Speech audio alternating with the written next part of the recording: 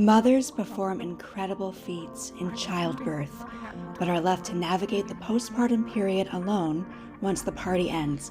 The baby shower party, that is. Baby showers still focus on gadgets and onesies instead of the hands-on support new parents truly need.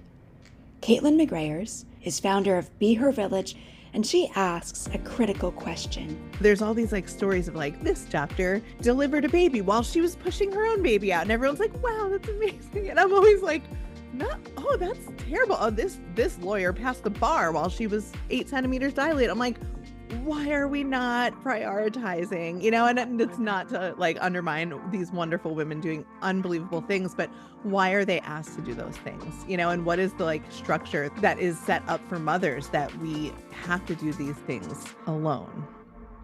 In the true spirit of the Enough-ism podcast, Kaitlin advocates for less stuff, more support, more love.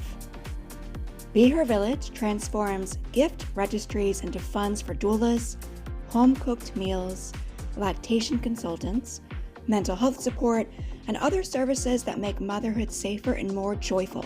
In today's episode, we're unpacking how Kaitlin is rewriting the baby shower playbook, sharing stories of communities stepping up, and reimagining what it really means to give a gift, whether to a mother or to anyone. What better gift than here's somebody to do your laundry for a month. Here's somebody to drop off home-cooked, nutritious food that you would cook yourself. There's this way of thinking about gifting that feels really, really good.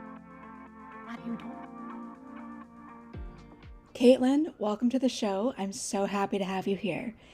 I'm so curious, what sparked the idea for you to begin this movement?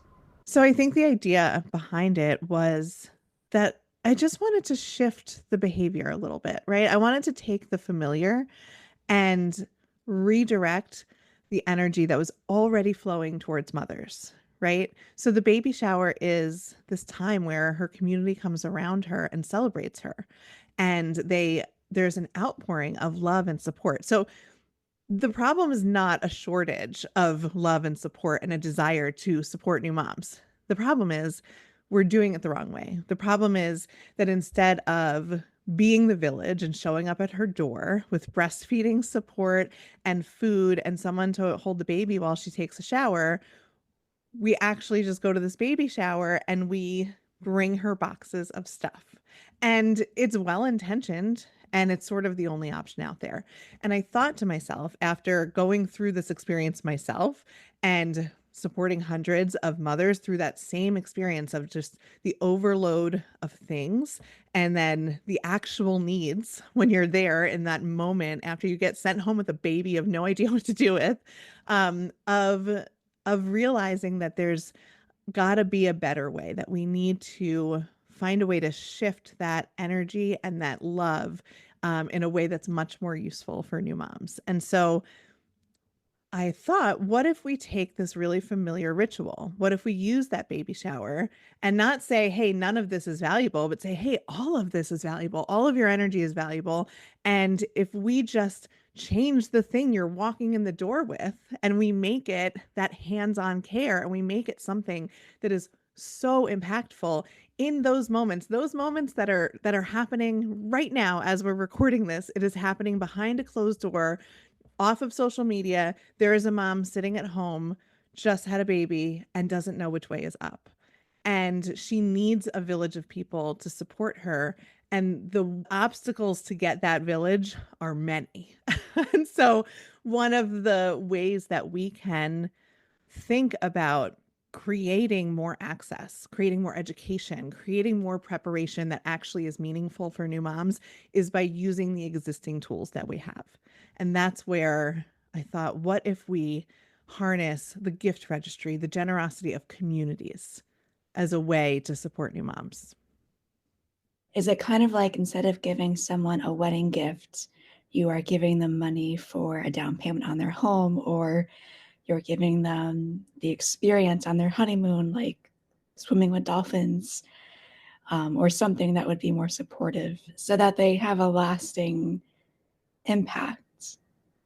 That is exactly what it is. It's Honey Fund, but for babies. I don't know if you're familiar with Honey Fund. It's this gift registry for the honeymoon, for like you can send someone, instead of 12 sets of china that, not for nothing, like our parents maybe use, but I don't know anybody who uses their 12 sets of china that they got at their wedding shower. Instead of giving someone stuff that sort of just takes a place up in their home, you can give them an experience that will last a lifetime. So that could be, a candlelit dinner on the beach. It could be a couples massage. It could be horseback riding in the waves of the ocean, whatever it is. But those memories and that impact last and are such a cool concept for wedding gifts. And why has no one brought that over to the baby space where, the experiences that we have, they've studied this. There are academic studies that talk about how the experiences that mothers have as they're giving birth and in their postpartum, they stay with them for decades. They stay with them, and how they felt in that moment, it sort of colors their whole journey into motherhood, and it colors their mental health status, and it colors their interactions with their babies. And there's these reverberations that come out from just the type of support that we have in those moments. And so what better gift than like, here's somebody to do your laundry for a month. Here's somebody to drop off home cooked, nutritious food that you would cook yourself, not like takeout. I remember when I was pregnant, I was like, I don't want to have takeout. Who wants to like nourish their bodies and their brand new baby with takeout? So there's this way of thinking about gifting that feels really, really good. And like, I know for me, as a gift buyer, as someone who has purchased lots of wedding shower gifts and lots of baby shower gifts, there's always this sort of like desire to do something impactful with my gift, right? To actually get something they will need or want, or that will be meaningful. But there's also like this, I want it to be the best gift. I want to have the gift that they're like, oh, I got a lot of gifts, but that's the best gift. And that might just be my competitive streak, and that's okay. But I sort of like, I'm always looking for that. And I think a lot of people are looking for really impactful, good gifts, and parents want the best things for their babies. And I think that what we miss sometimes is that the only thing our babies need is for us to be at our best, right? Like we spend so much energy focusing on like, what's the best crib? What's the best organic baby mattress? What's the best PJs? What's the best stroller? I mean, how many times, anybody that has had a baby, like you've probably watched videos about strollers. You probably know more about strollers than anybody should. And yet, how often have we turned that gaze of like trying to line up the best things for ourselves, for our babies, to ourselves? How often have we said, how can I set myself up in this difficult, and it's not always like, we don't want to say it's difficult, but in this difficult transition where we are going from pregnant person to now taking care of a newborn 24/7. How can I put my own oxygen mask on first, make sure I have food and sleep and, a minute alone to myself and like my basic hygienic needs met, and I'm surrounded with support and love and reassurance and education and all the tools that I need. How can I make sure I'm the best caregiver for my baby? And I think part of it is like, I think I had a misconception when I was pregnant for the first time before I had a baby. I had this vision, and it might be just like from all the commercials and boxes, like the imagery. The imagery of parenthood was like a baby sleeping on a different surface, a baby sleeping in a bouncer, a baby sleeping in a crib. So first of all, I got this like idea that my baby would sleep a lot. Newsflash, that did not happen. Um, and then it's like this idea that this baby is going to be in other places, car seats, strollers, swings, bouncers, play mats. Like there's all these containers for my baby. So I had this vision of it sort of happening away from me. And then when I had my baby, it's like he was on my body 23 hours a day, probably, and that was difficult because of the breastfeeding. But even without the breastfeeding, it was just, he was a kid that needed to be held all the time. And so I don't think that I recognized myself as one of the major components of caring for my baby, is that I needed to be okay. So like, I didn't just need the best crib or the best stroller. I needed the best place that he was going to spend 23 hours of his day. Yeah, and that reminds me, because I did an interview recently with Dr. Emily Neal-Sveth on parenting with purpose, being a minimalist mama. And one of the things she talked about was you don't need a lot of stuff for your baby. You need you. You need the mother, the parents, the support system. And as I'm hearing you speak, there is something I read on your website that really resonated. And it was that once you have your child, everybody disappears. Kind of like once you get married, everybody disappears. They're there to celebrate the milestones. And then you're kind of on your own on to the next stage. So, how do you not just go to a baby shower, sit there with everybody opening gifts? I know the pressure. The last baby shower I went to, I had to buy a gender neutral gift. It was very hard to find a gray baby blanket. There were pink, there were blue. It was quite stressful. Um, I wanted to make sure, that everybody was, supportive, feeling supported. And it's wonderful to think, like, what if during a baby shower you were just focused on after the child was born, not just the act of buying something and showing up and opening it and taking pictures, and then you have your lunch and then you leave. Yes. Yes. I mean, that's really what it is, right? There is sort of this like everybody leaves. There's this like, we have something, I don't even know, maybe it's on social media, but we have this thing that's like, everybody says, okay, enjoy every moment. Bye. And it's like they just put this pressure on you to enjoy every moment of 24-hour care of your baby while you are full blown in probably the biggest medical recovery of your life, right? Like we're also sort of not talking about the fact that birth is this even if you didn't have a baby at the end of it, going through birth is this huge medical event, and then you're taking care of this baby and it's just like, okay, see ya. And there's not this built-in infrastructure, not at, the government level of like legislation, not in that way, but also not really in our community. Everyone's working, right? Like when I had my first baby, my mother and mother-in-law were both working full time. Not everybody lives near their immediate family or, immediate extended family. And then there's like even the people who do live nearby whose parents might be available or extended family might be available, we don't always want those people to come in and be in our space. So there is this like fierce individualism that has sort of seeped into our motherhood experience in this country, and it's tough because it focuses on it being really hard and us being really good at hard things. There's all these like stories of like this doctor, you know, delivered a baby while she was pushing her own baby out. And everyone's like, wow, that's amazing. And I'm always like, no, oh, that's terrible. Oh, this lawyer passed the bar while she was 8 centimeters dilated. I'm like, why are we not prioritizing? And it's not to like undermine these wonderful women doing unbelievable things, but why are they asked to do those things? And what is the like structure that is set up for mothers that we have to do these things alone? It's true. I just emailed with a woman for work last week where I was supposed to interview her. And she said, I'm having a baby right now, but I have time to kill. So I will sit on my laptop and email you. Um, and it was an interview. It was about motherhood and being a woman. It was for International Women's Day coming up soon. But I just, oh, how ironic. And her note was about how she felt it was inspiring because the timing was perfect.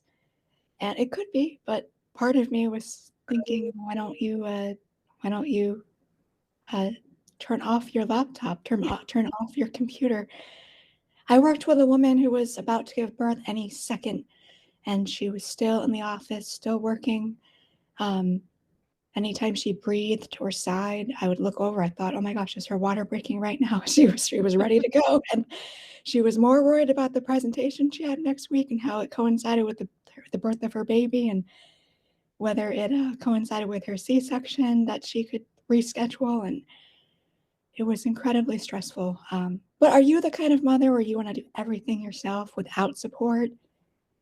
Is that something that you resonate with, or you've seen other women who do the same thing? I think I'm the kind of person that struggles to identify my own areas of need and then also struggles to know how to ask for help. I think that's like an entire skill set that I don't know that I had. I do now. I'm much, much, much, much more in tune with what I need to be balanced and what I need, to like be in homeostasis. And I'm much more, I've sort of like my ego has come down enough that I feel like I can just say, hey, I'm struggling here. I need, XYZ.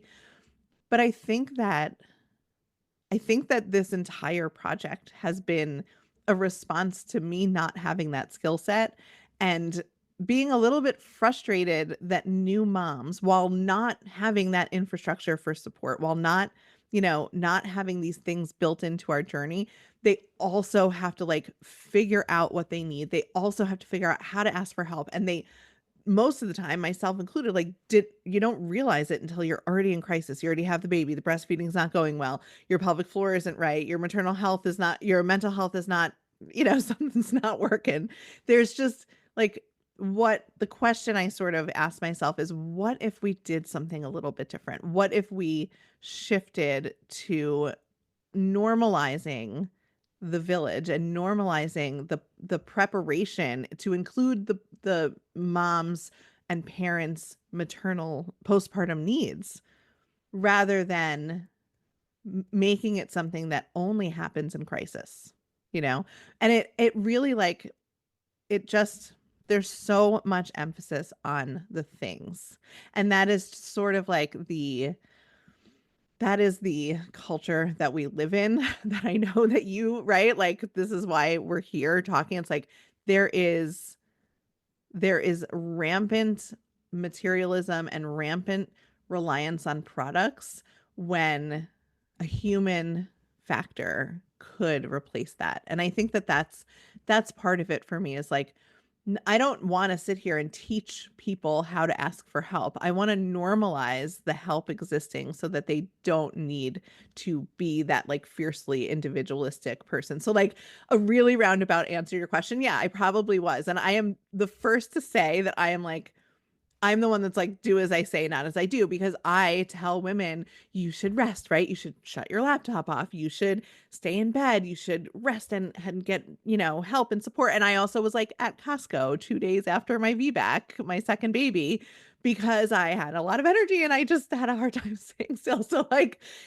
it's, it's an imperfect journey to like recognize the places I'm struggling and the things I haven't perfected, but also knowing that if the things I'm building existed, it might have been different. And I might have maybe approached motherhood not thinking I had to do everything myself and not thinking, okay, so my midwives just sent me home and they said, see you in, a few weeks. And there was no in between. Like, what if there was something just assumed? What if the norm was that we had somebody come to our home? What if the norm was a lactation visit? What if the standard was a pelvic floor provider, that's just at your checkup? Like, what if those were just the norms and then we could sort of relax into having more help in that motherhood time? Yeah, that's a wonderful explanation. And I think the detailed definition of village is very important. Having a well-defined village and normalizing having a village is very important as well. Yeah, I think the village is such an exciting concept for me, and I think I'm like still exploring it, but there's so many times where just being in the room, even a Zoom room, even a virtual room with another woman, with another mother, with another person, and talking about what's going on. Even if like I will sometimes log on to a call, like this or with somebody else and just like we'll both be like, wow, we are having the roughest day. Or like this week is terrible. It's the dead of winter. The kids are sick. Everything's bad. And just in that camaraderie, there's relief, and there's just this feeling, this ease and comfort that is really hard to capture. But every one of us has felt it where you just like connect with someone who's in the same boat as you and it makes it feel better, even though not one of your problems has been solved, right? Like the list of things that is making things hard, it's not solved, but being in community with other people and having validation and knowing that you're not alone, there's nothing like it. So even if your community and your village is that. Like that's almost like a baseline, just sitting near someone, having a shared experience, and then you build from there, right? And so what the village used to look like is I always think of like husking corn in groups. I don't know why that's like my vision, but like, like a shared fire pit with like little cottages. Like that's probably what villages look like with mothers, preparing the food while the toddlers run around. Like that's what I imagine. That's not 2025 village. Of course that's not. That's ridiculous. But the parts of that village that felt good, right? The camaraderie, the shared experiences, the knowing that you're not alone, the tiny little bit of help that we can offer one another where we have a little something to give, even if that changes every day and sometimes you're always taking and sometimes you're always giving, like those components of a village can be replicated and almost must be replicated today. And the question is, how does that look? Right. And so I am of the opinion that it looks like many layers. I think there's like something called the Swiss cheese model where, that you have like many different layers of protection in order to make sure even if one of those layers fails, that there's like 8 other layers that will help make this system work. And so I feel like a mother needs a village like that with layers upon layers of support. And so that can look like virtual friends. That can look like listening to a podcast. That can look like attending a mom's group at a community center. That can look like you and your neighbor going for a walk around the block with the stroller. That can look like people dropping off meals. That can look like having professionals come into your home and help you, whether it's postpartum specialists, like doulas and pelvic floor people and all these people I'm talking about, but it can also be like your house cleaners. That's your village. That's anybody who's sort of part of that infrastructure of support that you're building around yourself. And I think it is important to define that support beforehand, because I don't think we put a lot of thought into quote unquote the village before motherhood. I mean, I certainly didn't. I think moms today are way smarter than I ever was, but I think that we don't have a realistic vision of what postpartum looks like. And we're being convinced that if we just buy a gadget and buy a box of something and a product and put it into our house, that everything will be fine.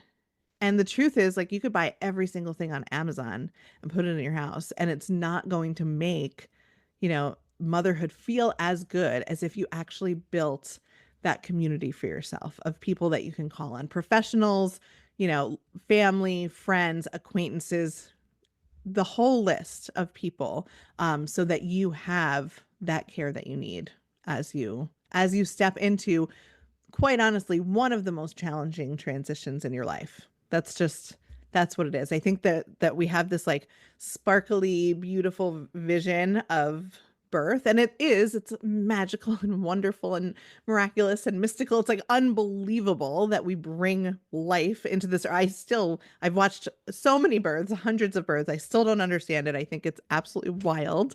And yet I don't think we have enough insight where the standard regular mother is like thinking about what it looks like in that postpartum time and the village of support that she's going to need to really thrive in her motherhood.